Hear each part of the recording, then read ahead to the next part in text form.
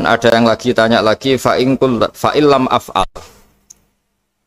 Lalu dari sekian kebaikan yang butuh biaya itu saya tidak mampu melakukan ya Rasulullah. Kalau nyumbang masjid saya tidak mampu. Kalau berbuat bikin fasilitas umum saya tidak mampu.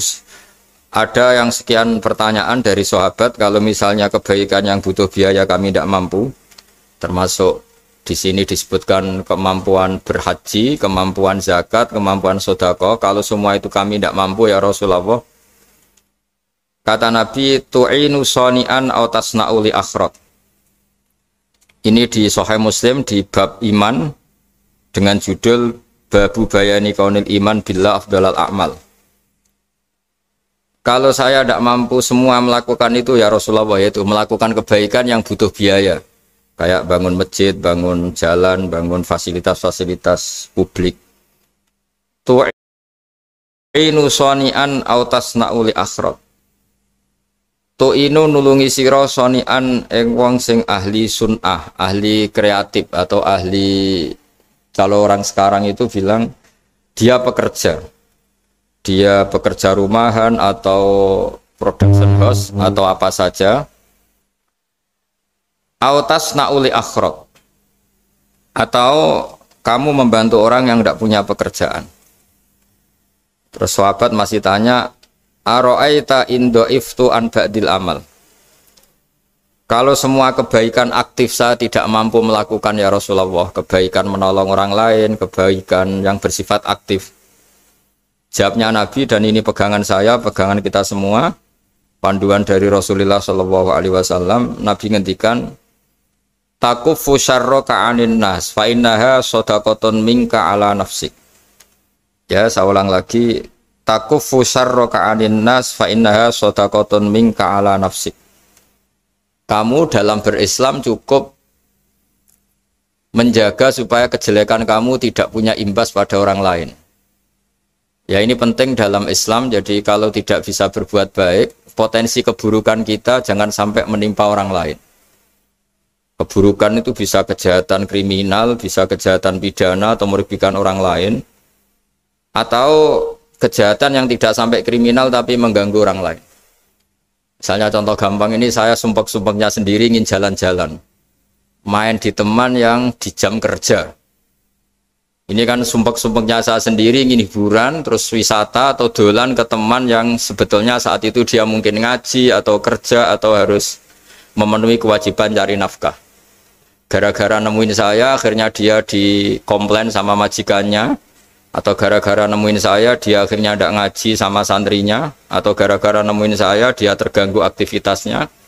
Itu juga tidak boleh, karena berarti keburukan kita punya akibat pada orang lain. Jadi kaidah dalam Islam itu kalau tidak berbuat baik, potensi keburukan kita ini jangan sampai menimpa orang lain. Sehingga di sini Islam menyarankan uzlah. Uzlah itu nyepi. Jadi misalnya kita baru penat, baru bawaannya itu emosi, baru gak suka kumpul orang, itu ya sebaiknya jangan jalan-jalan. Karena di antara kebaikan Islam itu tabassum, senyum, atau talqatu wajhin, ceria.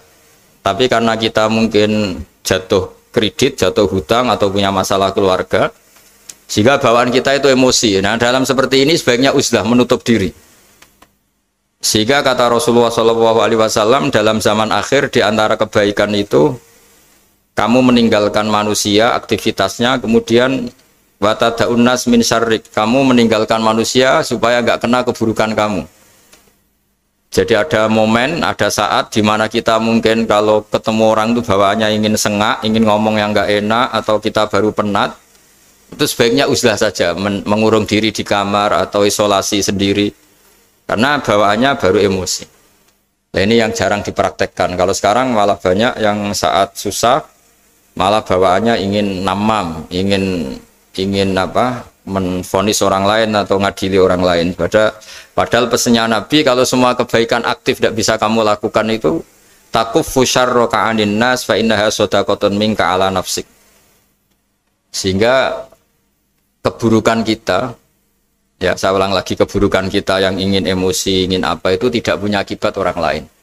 Di sini kearifannya Rasulullah SAW, beliau masyhur ngendikan, layak dilqadi wa huwa ghadban. Jangan sampai seorang hakim bikin keputusan ketika emosi, karena bawaannya orang emosi itu pasti nggak terkontrol intelektualnya, nggak terkontrol nuraninya, nggak terkontrol semua sifat baiknya. Itu kalau punya keputusan bahaya sekali.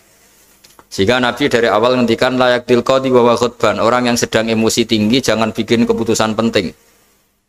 Kemudian oleh ulama diteruskan juga jangan bikin keputusan penting orang yang sangat lapar, atau yang sangat kenyang, atau yang sangat ngantuk, atau yang super sibuk. Jadi hal-hal yang potensi buruk dalam mengambil keputusan itu harus ditinggalkan. Sehingga misalnya bupati atau wakil bupati kalau sedang tidak nyaman dengan suasana apa, nggak boleh rapat kemudian memutuskan keputusan penting. Begitu juga kiai dan semuanya. Nah ini yang supaya otoritatif. Kenapa saya bawa kitab itu logikanya jelas ya. Kita sebagai dai, sebagai ustadz, atau sebagai mubalek, atau sebagai siapa saja, yang ingin kita wariskan ke umat Rasulullah adalah dawuh-dawuhnya Nabi. Dan kalau kita ngaji tidak pakai kitab, itu sebenarnya umat kita jejali dengan pikiran kita, dengan ide kita. Jangan-jangan ide kita, pikiran kita ini tidak mewarisi pikiran Islam, tapi pikiran kita atau emosi kita. Tapi kalau kita baca kitab, artinya umat ini berhak mendapat apa yang diteladankan dan disabdakan oleh Rasulullah Shallallahu Alaihi Wasallam. Tapi kalau kita itu pasti proses alam ini nasib penting. Misalnya kita mungkin kita akan cerita Banyuwangi dengan asik, tapi bagi daerah lain apa urgensinya bagi saya? Begitu juga kalau kita kiai, mungkin kita akan cerita fadilnya kiai. Tapi bagi orang lain yang keutamaannya jadi pekerja, jadi satpam, jadi guru, jadi pegawai negeri yang adil, sehingga subjektivitas kita ini akan tinggi. Tapi kalau kita sebagai kiai baca hadis, maka umat ini mendapatkan panduan dari Rasulullah Shallallahu Alaihi Wasallam. Nah dari sekian panduan itu kata Nabi, jika Anda tidak bisa berbuat kebaikan aktif, maka kebaikan yang harus Anda lakukan adalah potensi kejelekan kamu jangan menimpa orang lain. Makanya saya berkali-kali bilang, saya ini termasuk kiai yang jarang main ke alumni. Karena tadi kadang-kadang alumni itu sudah mau kerja di tempat kerjanya atau mau janjian ngantar anaknya sekolah. Gara-gara ada saya, mungkin semua itu dibatalkan. Sehingga silaturahim itu juga harus dimanage supaya tidak mengganggu haknya orang yang kita silaturahimi. Jangan sampai silaturahim jam 9, saatnya orang kerja, kemudian dia dapat peringatan dari pabriknya gara-gara sering didolani kiainya. Itu kan jadi ribet. Atau kiai karena sering didolani terus tidak ngaji, menutupi tamu terus, itu kan jadi ribet. Apapun itu, sehingga orang itu harus berpikir perilakunya itu tidak punya akibat la doror wala diror. Jangan mengganggu dirinya, juga jangan mengganggu orang lain. Ini oleh Nabi disebut takuffu syarroka adin nas fa innaha sodakotun minka ala nafsik. Sifat buruk kamu itu harus dijaga supaya tidak menimpa orang lain, dan itu berarti menjadi sodakoh kamu atau amal kamu pada diri kamu sendiri. Jadi ini penting dimaklumatkan ke semua kita, bahwa saat kita tidak bisa berbuat baik aktif, misalnya nggak bisa sedekah, nggak bisa menolong orang, setidaknya keburukan kita tidak menimpa orang lain. Nah termasuk keburukan yang terselubung adalah kita punya pikiran yang menurut kita ini hebat, tapi bagi orang lain mungkin bahaya. Misalnya kita punya pikiran ingin jadi orang kaya raya yang dermawan. Itu artinya kan pikiran baik karena ingin jadi dermawan. Tapi artinya bayangkan orang lain tuh miskin semua butuh derma kamu. Mana mau orang lain kamu bayangkan miskin butuh derma kamu. Orang lain juga bayangkan dirinya kaya gak butuh derma kamu. Itu namanya kebaikan yang subjektif.